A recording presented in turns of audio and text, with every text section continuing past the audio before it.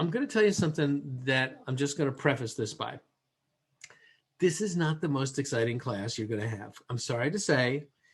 This is not the sexiest part of the real estate business. I'm sorry to say. But this is probably the thing that's going to differentiate who succeeds and who struggles. So I really, really, really want you to listen in. This is not the stuff that they talk about on HGTV. You know, all those great shows that you can watch, buying homes in tropical paradises, all that stuff that we watch that makes it look so much fun, right? And what happens is we go out, we show a couple of homes, they buy a home, everybody's happy, there's never any upset, makes it look so great. That's fun. But doing this is the business of really, really running an important real estate business. And so what we're going to talk about tonight is what are the key metrics that you have to keep track of? What are the things that you have to measure? And how do we do it? So for starters, I'm just going to change my slide here because I am a big baseball fan and opening day happened this week. And I'm really excited that now you can actually, even with limited capacity, get back to the stadium again. You know, a very good buddy of mine is the organist at Yankee Stadium, and every once in a while we get tickets and we can kind of watch from where he plays and kind of meet the players and all that stuff. It's baseball, it's fun, and if you get to the stadium early, especially in minor league games, you're going to see a bunch of guys on the screen. Do you see the guys on my screen here? Did my screen share change? What are these guys doing? You probably won't see this at Yankee Stadium as often as you'll see it at the minor league parks. You know who these guys are? These guys are scouts. These guys are tracking. They're watching. They're taking a look. They've got their speed guns. They're taking a look at the pitchers and how hard can he throw and how fast does his fastball go and how wide does his breaking ball break. And let's take a look at his body mechanics. Does he do anything that makes it look like he's going to injure himself? And they compare notes. And why do they do that? Because baseball has become a multi-billion-dollar franchise. And players, once you get to the majors, as we all know, can make a crazy, ridiculous, obscene, it really is obscene, amount of money. And in order for these big franchises to make the investment, they've got to make sure. They've got to make sure that they can take a look and they can measure and look at all the things that they can look at to have as good a guidance as they can, that the player that they're going to invest in is going to be worth the investment, right? And so they keep track of a lot of stuff. And guys, that's what we need to do as well. What we need to do as well is we need to figure out what are the key things that we need to keep track of if we want to have a business that's worth the investment of time and energy and can ultimately bring home the trophy, meaning fun to life that's worth something for yourselves, right? That can create a good life. We've got to be the ones here tracking. Now, what are the things that we track? Right? There's two key areas. There's production numbers and there's market numbers. And we're going to dissect each one of these tonight. And I realize it's 6:15. Some of you have been at work all day and you're coming home and you're like, dude, you're going to talk to me about numbers now? The sun is kind of still out. It's still kind of warm. I could sit out on the deck with a nice libation. You're going to talk about numbers right now? Yeah, I am. So stick with me. If you have any questions, I want you to raise them. But what are the production numbers that we need to track? Guys, there's a couple key things. In the production numbers, I think about it like this. I think about like driving a car and needing feedback. I think about like flying a plane and needing feedback, right? In your car on the instrument cluster here, you have gauges and you have levers, right? And so if you look, we see on the right-hand side, what do we see? We see the fuel gauge. On the left-hand side, what do we see? We see the RPMs. In the middle, what do we see? We see the speedometer, right? These are all giving us feedback as to what's happening in the performance of our car, right? We know how this works. We've been driving cars. Well, here's the thing. If I am getting onto the highway and as I'm merging into the traffic and I start to see there's a lot of traffic and it's flying and there's a merging lane, I got to start speeding up or I could easily get creamed when I get into the traffic here. I have to speed up. If I look at that instrument panel and I look at my speedometer, is there anything I can do with that needle? Can I manipulate that needle? Can I just push it and make it go to the right to make the car go faster? Or do I have to do something else? Anybody can unmute and have that conversation with me. What do you have to do? You're driving the car. You want it to go faster. Can you manipulate the speedometer? No, you got to push the gas pedal. You got to push the gas pedal. Chris, it's not that complicated. I push the gas pedal and I see what happens. I've got to press a lever. And so the feedback loop is I press the lever, I take the action, and then I measure the results, right? And so, Chris, if I'm standing on the gas pedal and I punch on it and the car's not going any faster, what's going wrong? Well, I don't know. Then I have to make some decisions, right? I don't know what's going wrong. Did I forget to take the parking brake off? Is it dragging? Is it something that I'm in the wrong gear? Did I forget to put gas in the car? I have to make some evaluations, right? So in any business, we've got to figure out what are the key levers and then what are the things that we're going to measure. Today's topic is about the measurements. Right. We've talked a little bit already about lead generation levers. We've talked a little bit about open houses. We've talked a little bit about prospecting. What do we have to measure? Here's what it comes down to. Guys, if you just take a couple of key points on this, there's 5 key metrics that we have to track. Number 1, how many conversations am I having? Real estate related conversations, not just conversations. Now, I teach a course called Ignite, and some of you have been in Ignite. And, you know, every day that we go into Ignite, we have this thing that we call the 10-4 leaderboard. There's 4 key areas that we want everybody to do 10 activities a day, right? Area number 1, we want you to have 10 new people added to your database every day. And that's not easy. Once you put your friends and your family and the people that you know and stuff, and you kind of run out of folks, adding 10 new people a day means you got to go out and find 10 new people a day. I get it.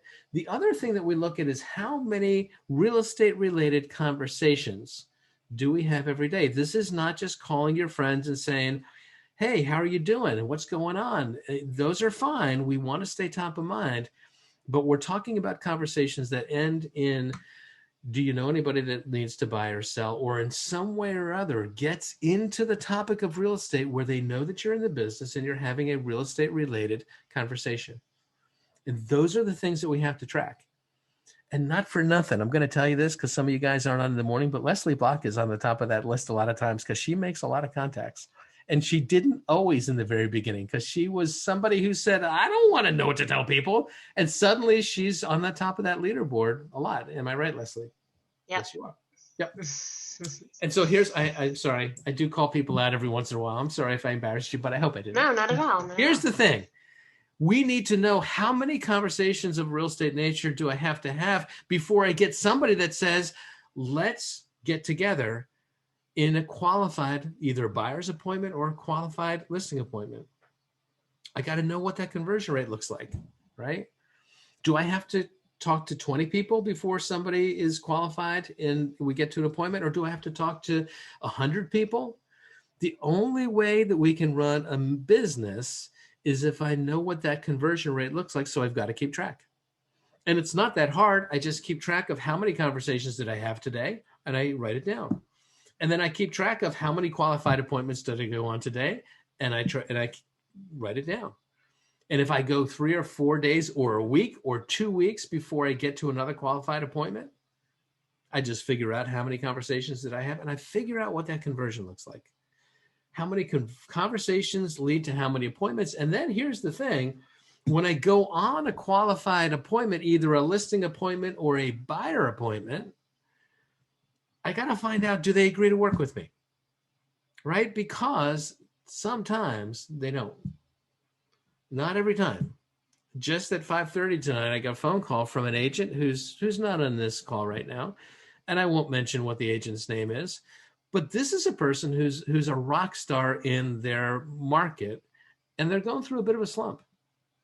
And they called me up and they said, I'm not sure what's going on, but the last 4 listing appointments that I've been on in the last week or two, I haven't gotten them. And I just want to talk a little bit about what's going on. Sometimes we get into a slump, right? And you know what happens when you get into a slump? Any baseball players or athletes here?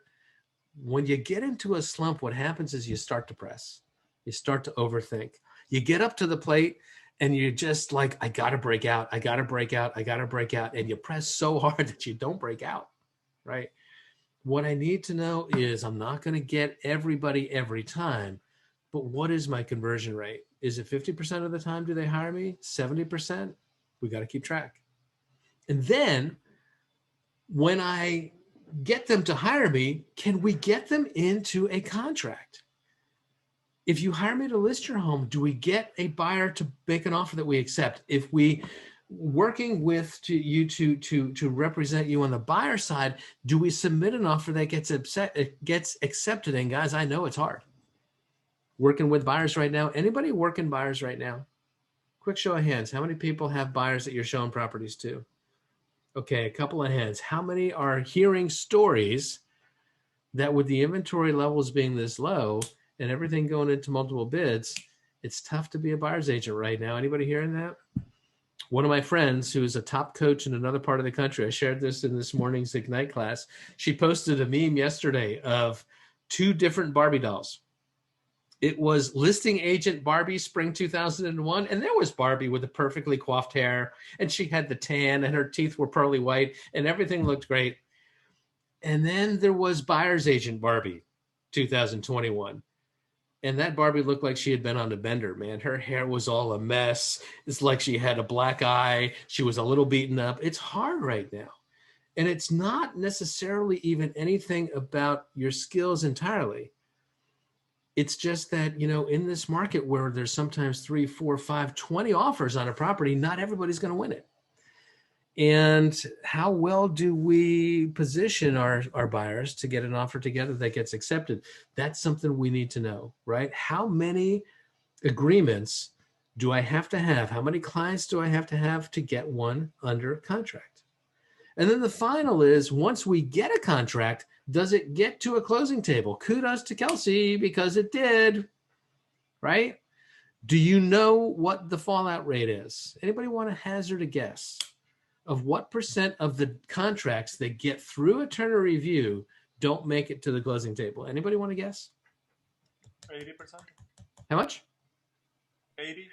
80%? It's not quite. The question is, how many do not get to the closing table? It's not as high as 80. Thank goodness.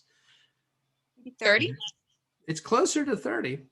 Oh. It's somewhere between 20 to 25%. 1 out of 4 on a national level don't make it.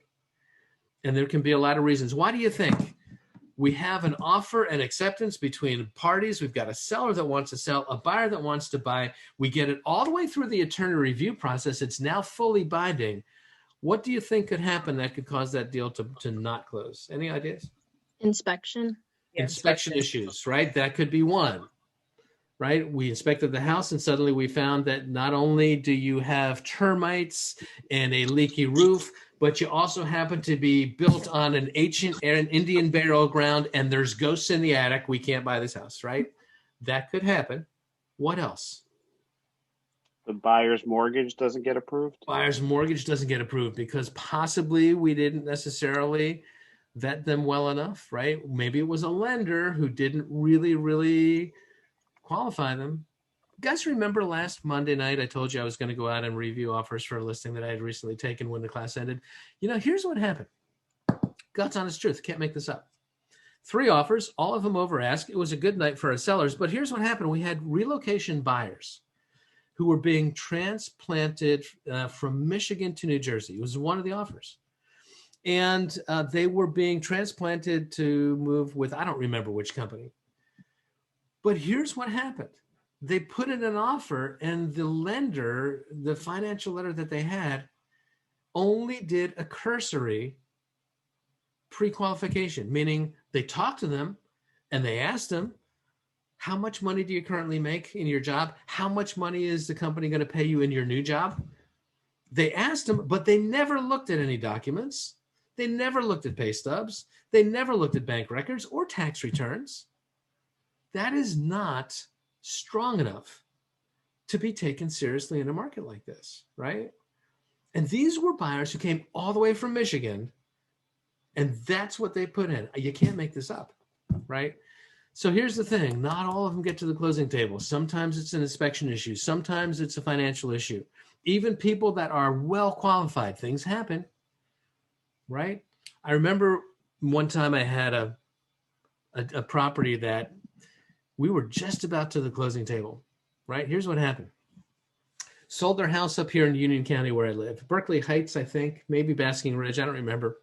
One of the B words. We sold their house up here and they were moving to Charlotte. And why did they want to go to Charlotte? Well, because their daughter lived in Charlotte with her husband and they were pregnant with their very first grandbaby. And mom and dad had kind of got to a point where this was their only child and would be their first grandchild. They were both retired. They didn't really need as big a place. So they decided they were going to retire here and move to Charlotte. Perfectly logical idea. Here's what happens. I get a phone call one morning. It's the Houston, we've got a problem phone call. Here's what happens. Got a call and they said, we got a problem, Hal. We're scheduled to close in about 2 weeks. And remember, everything is all resolved now. Buyers have their mortgage commitment. Buyer's inspection has been done. We've resolved all the things. We're going to move to Charlotte to be closer to my daughter and closer to the family when the grandbaby arrives. My daughter called me last night because her husband just got transferred back to New York. They're going to have to be back in New York in 30 days. Oh my gosh. Yeah.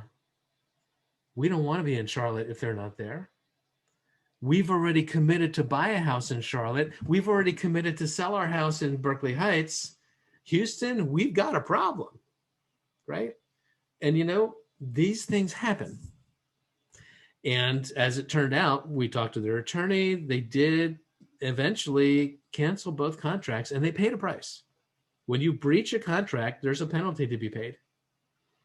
But they felt that financially they could withstand the penalty of breaching both contracts better than they could to move to Charlotte, North Carolina and be all isolated by themselves when their family moved back to New York. Stuff happens, guys. And that's why we'll tell you, you never, never, never count your commission checks until they close and you ring the bell because stuff happens. But here's the thing, guys, we got to know what that conversion rate looks like. Because at the end of the day, here's what happens when we're running a business. I need to know how much revenue I need to generate in my business. And in order to figure out how much revenue do I need to do this, and guys, we all have a number. For those of you that have worked in the corporate sector and you interview for a job, you have a salary in mind. And if they come in and you have a salary guideline in your mind and they come in and they offer you 30% of what you know that job is worth and what you believe that job is worth, are you going to take that job at 30%? Probably not, because you know what your expenses are. You know what your time is worth. The same holds true when you're running your own business. How much revenue does my business need to bring in order to make this the right investment of my time? And in order to do that, we work backwards based on the conversions. If I get $10,000 on average per closing and I need $100,000, I need 10 closings a year. And if 50% of my deals, or make it easier, 75% of my deals get to the closing table and one quarter of them don't, if I need to get to 10, I need to get 25% more than that in terms of agreements. We follow that? And so what does that look like? It looks like 12 and a half, 13. I need to get 13 contracts. And if 80%, 75% of my listings or buyers go under contract and I need to get 13, if I know the conversion, then I know how many listing agreements I need. And if I convert 50-50 at the closing table on my listing appointments, and I know what number of listings I need to get because I track the conversions, then I can figure out how many appointments I need to go on. And then if I know what that looks like, I can go all the way back to, well, if I got to talk to 100 people to have an appointment, and I know that I'm going to have to somehow screw together 30 appointments to make all this work, 30 appointments times 100 conversations is I got to budget time to have, what, 3,000 conversations this year at 50 a week, at 50 weeks in a year, rather. Let's assume I'm taking 2 weeks off. I just do the math. Now I can structure my time. Guys, if I don't know these numbers, I'm just throwing darts at the wall. I am. And you know what? Then your success becomes luck. It doesn't become something that you've created. It becomes something that happened despite your sloppiness in planning. Does that make sense? Guys, it's not complicated, but we have to do it. And I know it's not sexy and it's not exciting. And you just put together a spreadsheet. It looks something like this: Monday, Tuesday, Wednesday, Thursday, Friday, Saturday, Sunday. How many conversations did I have today? You put the numbers in. How many appointments did I have today? You put the number in. How many agreements did I get signed today? You put the number in. Contracts accepted, closings had. You put the numbers in and you keep track. And once you know that, now you're running a business. These are the things, guys. And you probably don't really need to track a whole hell of a lot more than that right now. You really don't. You can drive a car with very few instruments on your instrument cluster, but you need the important ones, and these are the ones. As I let more people into the room, because I see some people backing up there in the waiting room, let me let them in. What questions do you have about these numbers and tracking? Anything? Hal, can all that be done through command? No, I wish they could. It probably will at some point. I do not believe that these conversions yet are being tied to command. Okay, great. Thank you. So right now, I'm sorry to say, you can go old school. I have a notepad here on my desk right here. This is just you can't see it with the screen background, but it's a 3-ring binder. You could do it old school that way, or you could just do it on a spreadsheet, but you have to do it. Right? Okay, no, that's fine. Just so I know not Yeah, to look I wish for you could do it in command. Not yet. It's coming. They tell me it's coming. All right. Now let's talk about the market, because that's your business numbers. One of the things that you're going to have to be is really seen as an expert. You know, there's 3 things that need to happen. In the conversation I was having with this agent at 5:30 who was just feeling a little bit off his game. And he said, I don't know what's going on, where I'm kind of, you know, can you just let me walk you through what I'm doing? Can you just give me some pointers? And I said, look, here's the thing. Every interaction where we're trying to get hired, either we're trying to get hired as a listing agent or trying to get hired as a buyer's rep, there's 3 things that have to happen. Number 1, people have to like me. You don't like me, you're not hiring me, it's done. You could think I'm the best agent in the world, but if you also simultaneously think I'm the biggest ass in the world, you're not hiring me, right? So number 1 is you got to get people to like you. Number 2, you got to get people to trust your expertise, that you know what you're talking about. Because likability is fine, but I got plenty of people that I like. And again, you know, I'm not letting them perform surgery, right? I like you. I just don't think that you're really somebody that I want to take my appendix out. That's not what you do, right? They have to like you. They have to trust you. And then you have to close. Those are the 3 things. Now, the way we get people to trust us is we show them that we know what we're talking about.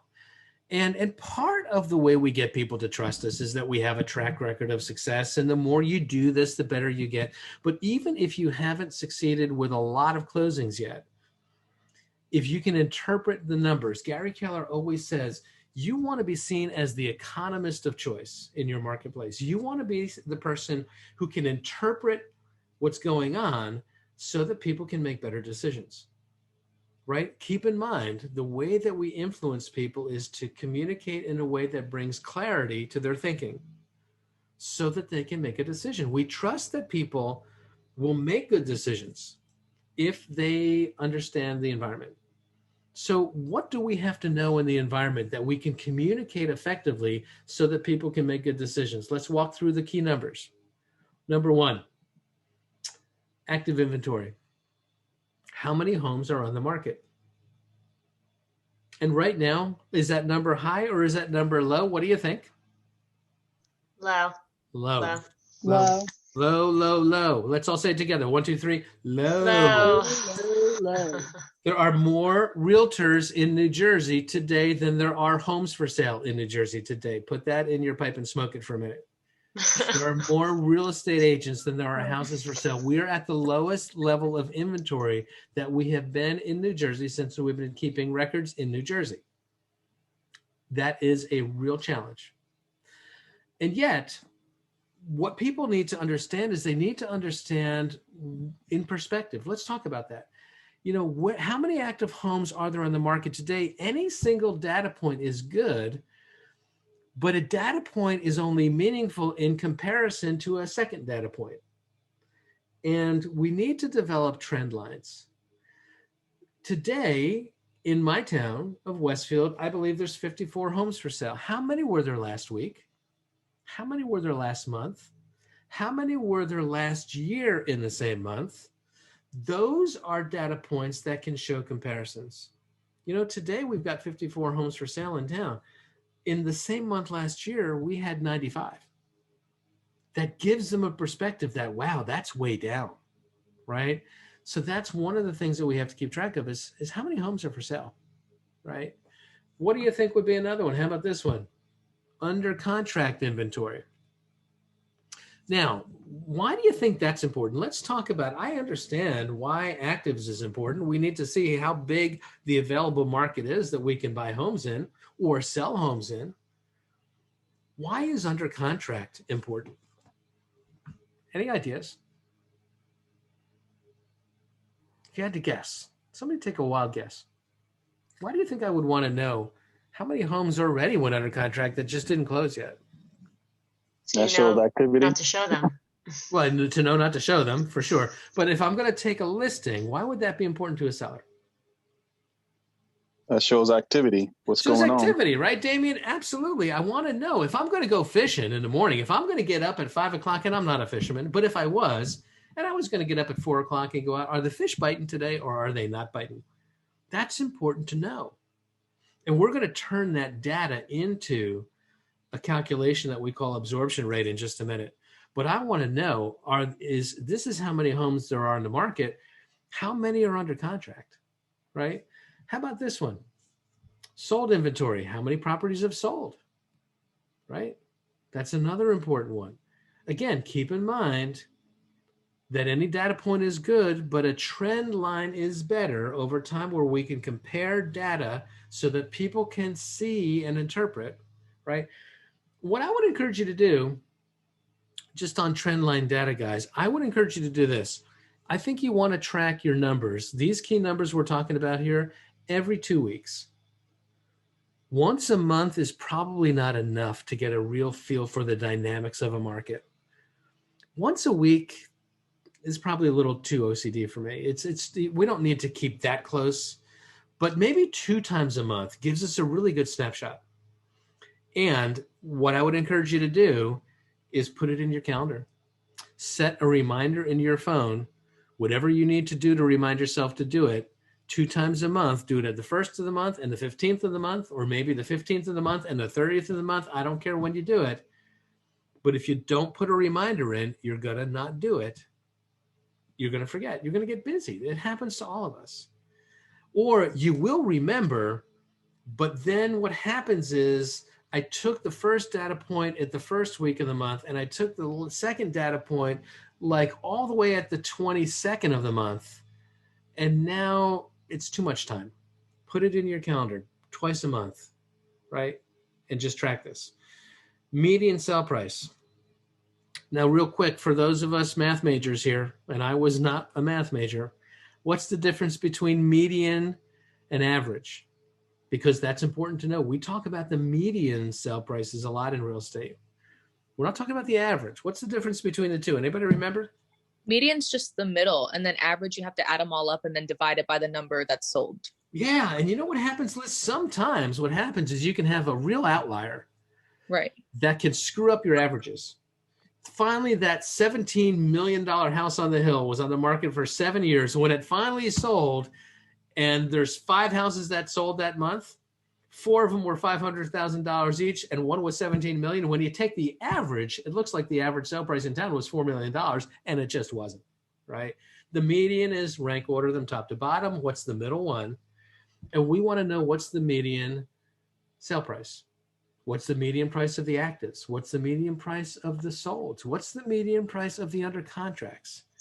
Because that's going to tell you a lot, right? if the median price of all the available inventory on the market today that has not sold is $650,000, and the median price of the ones that have gone under contract is $450,000, what does it tell us? It tells us that the fish are biting, but they're looking for a $450,000 bait. They're not looking for $650,000 bait. That's going to be a challenge for us, but we've got to track these numbers, right? How about this one? Days on market. What's the average? What's the median? Right? And what we track is how many days does it take before we get an offer accepted. There is another metric that your New Jersey MLS counts, which says how many days from the time we get an offer does it take to get to the closing table, which is good to know as well, right? It helps sellers think a little bit how long they may have to carry it, right, before they get it all to the closing table. But the median days on market is really important because it gives us a sense of how we're doing.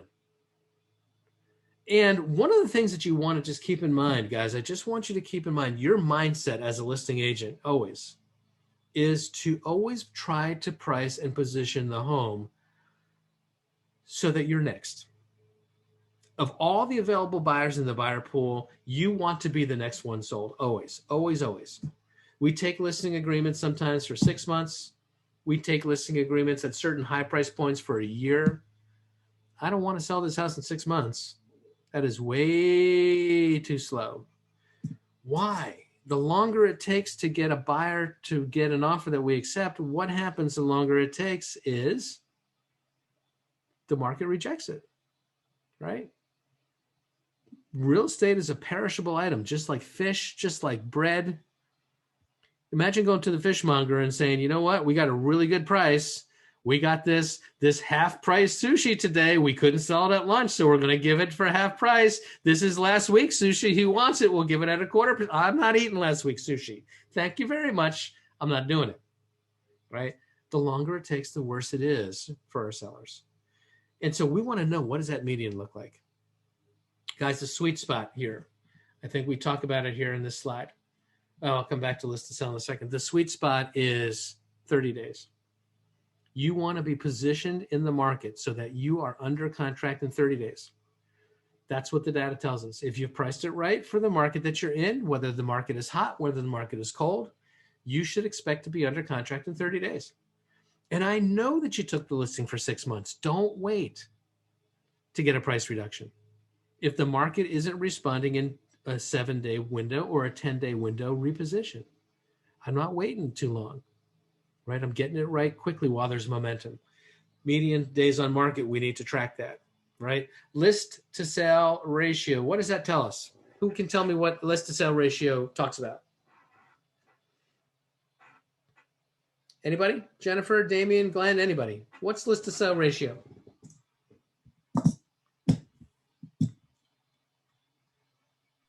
Would apparently be what the price it was listed as compared to the price that it actually sold as. There you go. Now, here's the thing.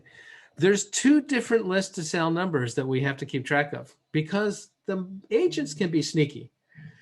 What they tend to do is they tend to report what was the final listing price before it went under contract. Not necessarily what was their original listing price before it went under contract. And those are a world apart. Because what the data tells us is if you put the bait close to where the fish are going to take it, they're going to take it. The question is, did you put the bait where the fish were quick enough? And the longer it takes, the lower your list to sell return is going to be. Here's the thing. What you can pretty much take to the bank is that most of the time in most markets, you're going to find that the average final asking price as it relates to the final sell price is usually going to be somewhere between 94 to 96%. It's always in that quarter in most markets. You get within about 5% of where the fish are going to take the bait, they're going to take it. But the thing I want to know is, what did you tell the seller you could get in the very beginning?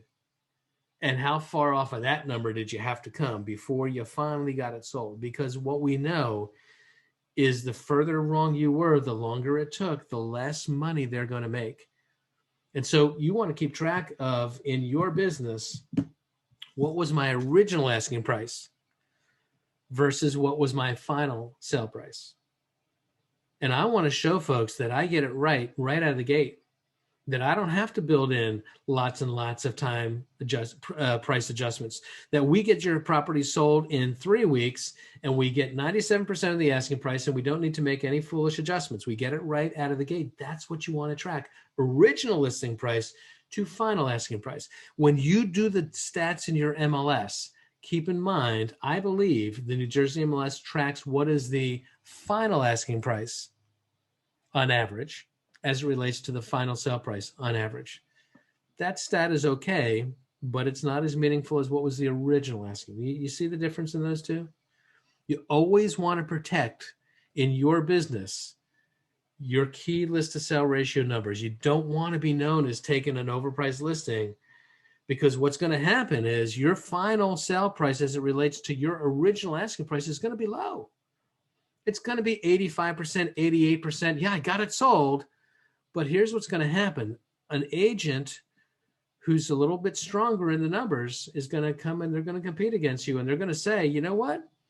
You can hire Liz if you want. And I won't use Liz. I'll use Hal. You can hire Hal if you want. But you know what? Hal's list to sale retention is 88%. He gets 88% of his asking price. Mine is 98%, which means on average, you're going to make 10% more when you work with me. And average sale price of your house, it looks like you're in the $500,000 range, 10%, that's $50,000 more you're likely to make by working with me than you are when you're working with Hal. Now, I don't know if you could afford to squander $50,000. If I went into your bank account today and just zeroed out $50,000, would you feel it? What would $50,000 mean to you and your family right now? Are you willing to lose it? That's the kind of a conversation that you can have. You're not trash talking your peers. Make this real clear. You're not saying, don't hire Hal, he's an idiot. Don't hire Hal, he sucks. What you're doing is saying, this is just objective data, and it's data that I want to show you. This is his numbers. These are my numbers. You decide. But we need to track these numbers to know, right? Any questions about that one? You guys still hanging tough? This is where the eyes start to glaze over. 45 minutes into the numbers, where I may ask people to stand up and do a little exercise here, stretch, have some water, do what you need to do. Hang with me. I have a question, but I don't know how like related it is. Since the market is like super hot and like unprecedented right now, do the stats that you're taking right now really count because of how crazy the market is? Like Nope. Historically? That's what I figured. No, you know what? And I love the fact that you asked that question, because it's exactly where I was going next. And you know what, Liz? The list of sale ratios are kind of meaningless right now. Right. Because look, the fish are so hungry that you throw any old bait in there, and there's going to be a feeding frenzy. Mm-hmm. And what happens in the market that we're in right now, which is driven by fear and not by logic, is people make really stupid decisions. And I'm not trying to be disparaging. I'm not going to call people stupid. But what I am saying is that when you're trying to figure out, how do I justify spending this much for this house? You know, when you're driven by fear, because I'm afraid if I don't get it and I'm going to lose it, you're going to pay more than it's worth. Now, that may not be a stupid idea, because if your holding time is long enough, in most residential real estate, we're not buying it and selling it in 2 days. This would never work for a flipper who had to finance this with a hard money lender who they've got to pay back quickly, right? But if I'm going to be in this house for 10 years, that's going to take a lot of that risk out, because if I overpaid for it right now, over time, the price will catch up, right? I'm not really at risk. But in this market, the number that I think is more meaningful is this: how long did it take and how many offers did you get? That's the measure. Because most of the time, everything is going to go over ask. And so whether you went 5% over ask or 10% over ask, that's great.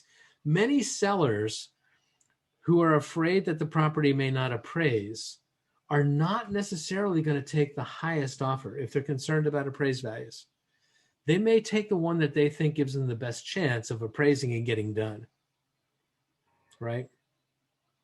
So the highest number is 107% list to sell retention may not necessarily be as meaningful. But I do think you want to track how long was my days on market and meaningful stat, how many offers did I generate? Right? I think that's important right now. Okay, a couple more. Let's keep chugging along on the numbers. I said that we're going to turn some of these numbers into what we call the absorption rate. I will tell you that probably the most meaningful statistic that you need to keep track of, how often? Every 2 weeks, please. Every 2 weeks is what we call the absorption rate. Who can tell me what the absorption rate measures? And maybe even how we calculate it. How quickly the homes are selling? How quickly the homes are selling, Ann. Okay. But doesn't days on market tell me how quickly homes are selling? It shows you the rate at which they're selling. Okay, you're right. And let's just pull that apart a little bit further. Who else can expand on that? What else is absorption rate telling us rather than just the speed and the rate with which homes are selling? What specifically is it measuring? Does anybody know? Because we're going to talk about it. The active number of homes. That's part of the calculation. Here's what it measures, guys. It doesn't measure how long it's going to take for any individual house to sell. It's going to measure how long does it take for every house to sell. All right, so here's the idea. If I spilled my water bottle on my desktop right now, I could go get a towel and a paper towel, and I would put that towel on top of that water, and it would absorb it, right? It would soak it all up. What absorption rate tries to tell us and why it matters, what it tries to tell us is at the current pace of sales, how long at that rate would it take for not just one listing to sell, but for everything available in the market to be absorbed? All right. And here's how we calculate it. I start by figuring out how many homes are there available for sale in the market. First thing we have to do is define our market. And guys, you're going to define your market by town, right? We're going to do it by town. Because if I did it by region, by county, I'm going to have numbers where some parts of the county are selling quickly and some parts are selling more slowly. We're going to start by the town.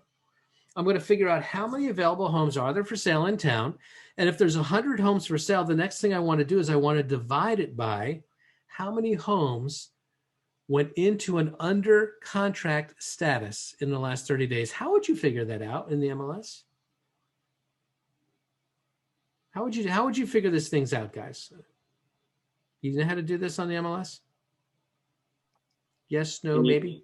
Can you do a search where you have do under contract for under 30 days? You can. Absolutely. Okay. What you do is you pick your town, you go into the MLS, you search a town, you say Paramus, okay? I want Paramus. I only want the active status. And I hit the button that says count. And magically in the search box is going to tell you how many fully active homes are there in Paramus. And let's make the math easy at night. There's 100 of them. Now I change the status from active to under contract. And I'll tell you why we changed it to that in a second. I want under contract, but I don't want all of the under contracts. I don't want everything that's under contract that hasn't closed. I only want to know how many of them made that decision in the last month. So I hit the under contract button, and then there's a little drop down next to it. And I go and I hit that drop down and I say, show me only in the last 1 month. Right? And it filters that down. And so let's say I have 100 homes for sale in Paramus, and in the last month, 25 of them went under contract. I divide 100 by 25. I told you I'd make the math easy. What does that turn out to be? 4. There you go, Ann. I thank you for being my math whiz. 100 divided by 25 is 4. For what? Well, we said 25 homes went under contract in the last month. What that means is that in 4 months, at that pace, these 100 homes should be gone. That's what absorption rate tells us. How long does it take for all of them to be gone? Are we good on that? We good? Okay, now, it's a theoretical number. You know why? Because the number of listings available in the market is going to change. Tomorrow, more are going to come on. Some of them are going to come off. That number is always a moving target. And the number of homes that are available, some of them are never going to sell.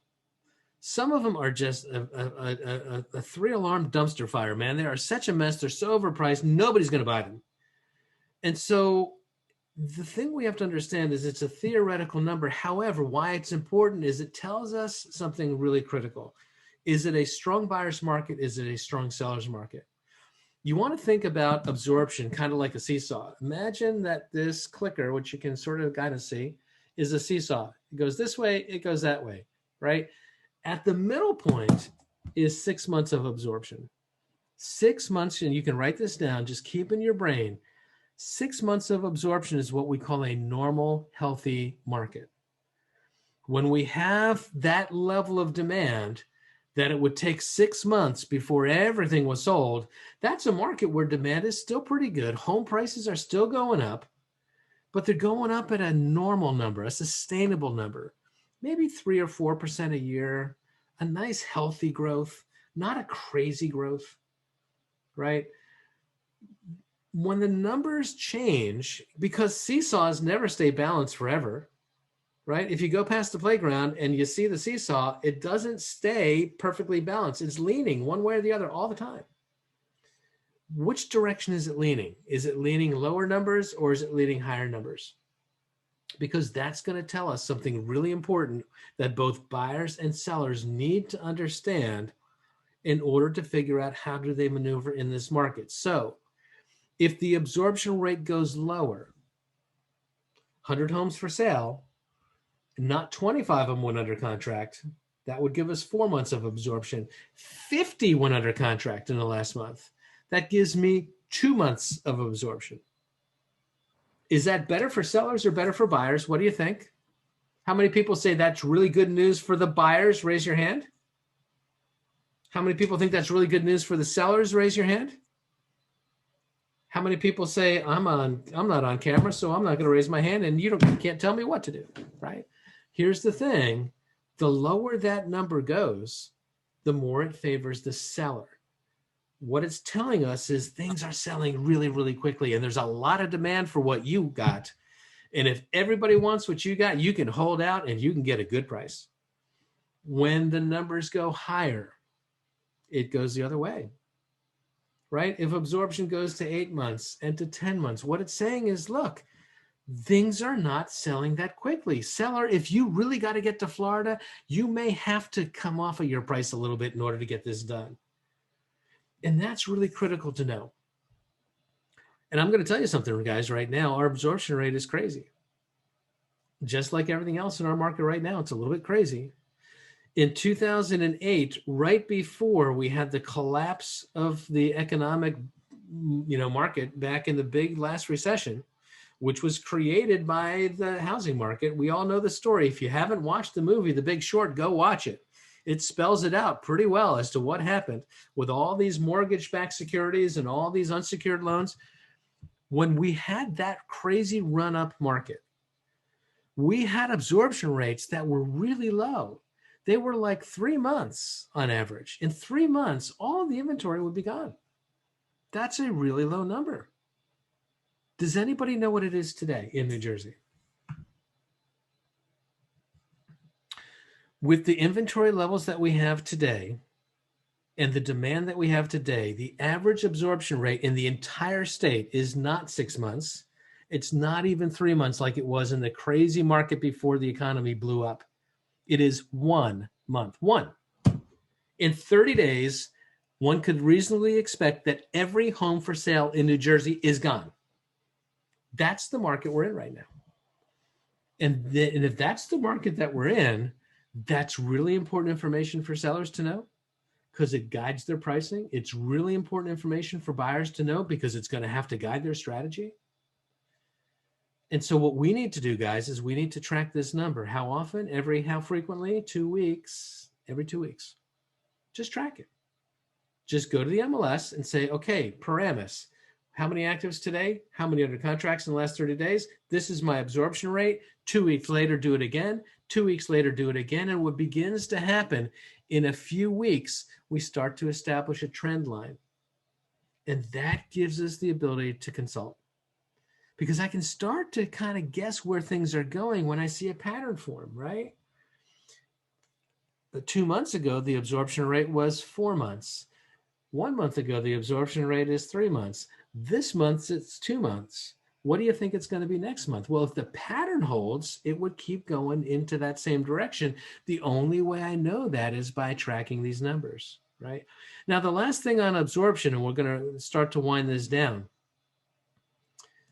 You have to think about the fact that every market has multiple price bands in it. Every town has an entry-level point, kind of a mid-level point, probably an upper-level point. Someone just pick a town that you know some things about the real estate prices. Anybody want to just give me a town? We'll do this together, just off the cuff. Oh, well, I live in Oakland.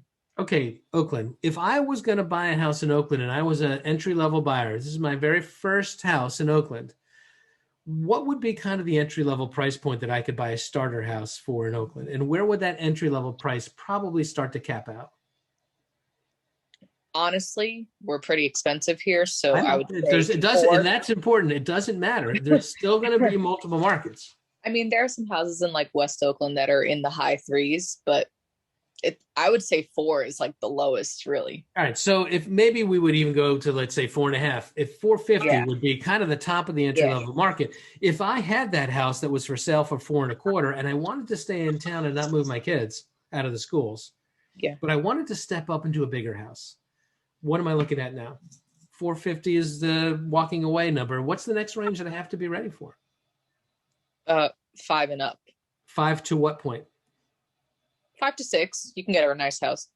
Okay. A step up, stay in the neighborhood. Is that the most expensive house in town, 6, or is that just stay in the neighborhood, step up? That's stay in the neighborhood, step up, because we have the reserve where the houses are like up to $1 million kind of thing. So here's exactly what I'm talking about, Liz, right? So entry level is maybe up to 450. Right. Step up is maybe 450 to 6. And then there's this third market that's 6 to maybe $1 million. Yeah. And so you have 3 different markets inside of Oakland. And you might even have there might even be a fourth. There might even be a luxury market on top of that, where you could go $1.5 million, $2 million for some really special, unique things. I don't know your market. But the point is, each one of these different price bands could be moving in absorption at very different speeds. You could have the entry-level price point where things are just flying off the shelf. Oh my God, I got to get one. And the upper end market is much slower. And if you don't segment the market when you're tracking these numbers, you could sometimes get bad data. Because if you only look at Oakland and show me everything in Oakland that's for sale today and everything in Oakland that went under contract in the last 30 days, I'm going to get a homogenized number that shows Oakland. But if we break it down and say, show me the absorption rate for everything up to 450, show me the absorption rate before 50 and 600, show me the absorption rate between 600 and $1 million, you could have very different numbers. And those numbers are critical for buyers and sellers in those price bands. Does that make sense? Yeah. We got to track that way.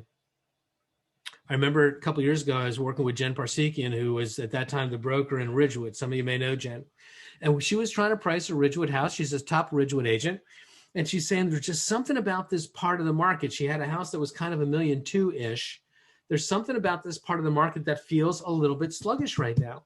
And we started to take a look and we broke down these price bands. And what we found was homes in Ridgewood between like $700,000 and $1 million. The absorption rate was sitting at about, at that time, like 4 months. Homes in Ridgewood between $1.5 million and $2 million were selling at an absorption rate of about 4 months. But homes between $1 million and $1.5 million, the absorption rate was 8 months. That part of the market, for some reason, was just dead. And so we've got to track it, because otherwise we can give bad counsel. Guys, there's key numbers that we need to track in our business. It looks like I don't know if you still see the slide share or you don't. It's off of my screen. So let me just stop this for a second and see if I can get my slide share to come back here. there's key different things that we want to keep looking at. Hopefully you're seeing absorption rate again now on the screen, right? What do we need to track? We need to track production numbers. What are my conversion rates? How many conversations do I have to have before somebody's willing to meet me? How many of those meetings do I have to have before somebody's going to hire me? How many times do I have to get hired before I can get somebody under contract? And how many times do I have to get somebody under contract before I get one to the closing table? I've got to track those numbers, and I've got to track the big market numbers: active inventory, under contracts, sold, days on market, list to sell retention numbers. And the key of all numbers to me is absorption rate. When you know these numbers, now you're in the position to become a consultant. And what needs to happen, and this is the conversation that I had with that agent at 5:30. I'm feeling off my game. He called me up and said, "Can you give me a half hour? I'm in a slump." And we said, "What's happening in your presentation?" They have to like you. They have to trust you. And you know what happened? In many ways, he wasn't doing a good enough job establishing himself as a trusted expert with his numbers. He was talking about his marketing plan and not helping people to understand that he understood what needed to happen for them to be successful. He just got off his game. He was good at building rapport. People liked him plenty. He's a perfectly likable guy. But what he tried to do is he tried to get into, let me tell you about the 17 different things that we're going to do. And we're going to have all these different kinds of pictures, and we're going to have floor plans. And I'm going to hire people to do all these different things and take all these different pictures. And he was telling them about all the things that he was going to do before they believed that he understood what needed to happen for them to win. And that was the tweak. We've got to get into that data. So I said, this is not the most exciting topic, guys. This is not the show that you're going to tune into when you get home from work and say, "Ooh, is the market numbers show on HGTV tonight? Because I can't wait to get into those statistics." You're never going to see that show. But I'm going to tell you, this is critical. This is going to be the differentiator. So with that, what questions do you have? What ahas from tonight?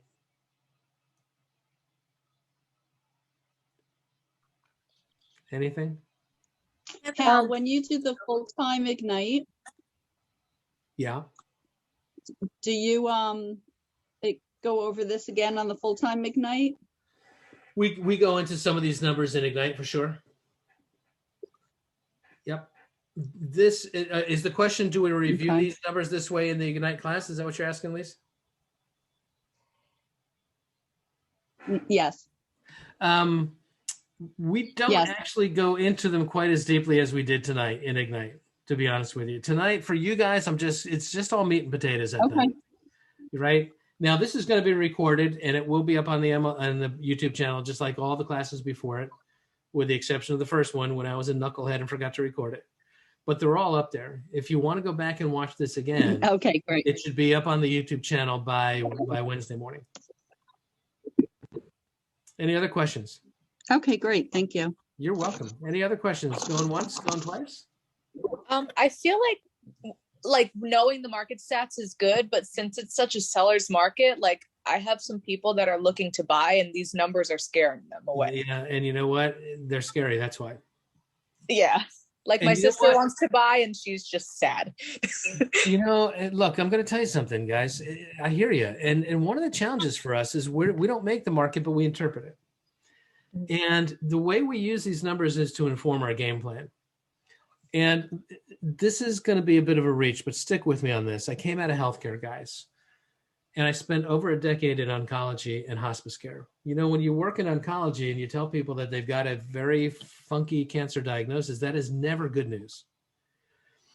And it's scary news. And yet, what we're trying to do is to present the information in a way that we can give you control and options. This is what's happening out there, and it is scary, but this is what we can do, and this is our plan, right? And this is how we're going to fight this. And right now, if you're a buyer, it's scary. I get it. And so we have to have a good strategy. The best strategy right now for buyers is to get as qualified as you can, make sure that you know what you can afford, right? Be as strong as you can in terms of your financial credit history and all that stuff. But don't look at the top of your price range. Don't. Because what's going to happen is the stuff that is more expensive is always going to be better than the stuff that's less expensive. And you're going to see it and you're going to want it. And if you're approved to $500,000 and you're looking at homes that are $490,000 and you know you're qualified up to 5, what you can guarantee is that that 490 listing is going to end up going way over 500 and you're out of the game. What we've got to get people willing to do is to look at homes at a lower price point. I'm trying to show her like fixer uppers. Yeah. And because the fixer uppers, Liz, what you can do is you can finance that fixing upping. Yeah, that's what I told her. Into a rehab loan. You can borrow the money to fix it up and roll it into the loan and don't have to come out of pocket all at once. Yeah. The thing that I'm finding is the very best strategy for buyers is spend your money on the thing that you can't improve, meaning buy the best neighborhood that you can afford. You know, and know that anything on the property itself can be improved. I can build a bigger house. I can add to the rooms. I can't change the neighborhood and the school district and spend your money on the things that you can afford. I think it's better off to buy a lesser house, as much house as you can afford in the neighborhood that you want to be in, and know that over time you can improve it. And maybe even with a good rehabilitation loan, you can improve it right out of the gate. As long as it appraises for the after improvement value, you can borrow that money and roll it into your mortgage. It's a great strategy. Yeah. Right. But the game is, you know what? It's scary out there. However, I have a plan. You know what? Every once in a while, you're going to find, you watch the NCAA tournament. How many upsets did you see in the NCAA men's tournament first week? All these 12 seeds were knocking out the 2 seeds right away. Nobody thought they could. It's because they said, look, this is scary. They're a good team, but we've got a plan. And when you have a plan, you execute the plan. And if it doesn't work, you stop, you call timeout, and you reassess, right? So anyway, without having the right information, though, we can't put together a winning plan. That's why we got to know these numbers. Any last questions? How is the backlog on the mortgages now? Is that coming to an end? I guess if 30 days is average close time. It's not. I would give more time. You know, what was driving a lot of that backlog, Lisa, was that a lot of that backlog was driven by refinances. When mortgages dipped down into the 2s, and people that even bought their house a year and a half ago and they paid 3.75 and got a great rate, suddenly the rates now are 2.65. A lot of what was jamming up the mortgage companies were refinances. Now that rates are starting to creep up again, there's less of those. And so we're starting to get caught up. However, these take time. This is pandemic pricing, meaning pandemic financing, meaning there's just a lot more steps that are happening right now because the economy is still a little fragile. And so the banks are going to look closer. They're going to want more documentation. They're going to check more frequently to make sure that you still have a job and that you didn't get your hours cut and that you didn't get furloughed. And because there's more that they need to look at because the economy is still a little fragile, it takes longer. I think you should expect probably safely 45 to 60 days, but talk to your lender about what's in their sweet spot. Okay, great. Thank you. You're welcome.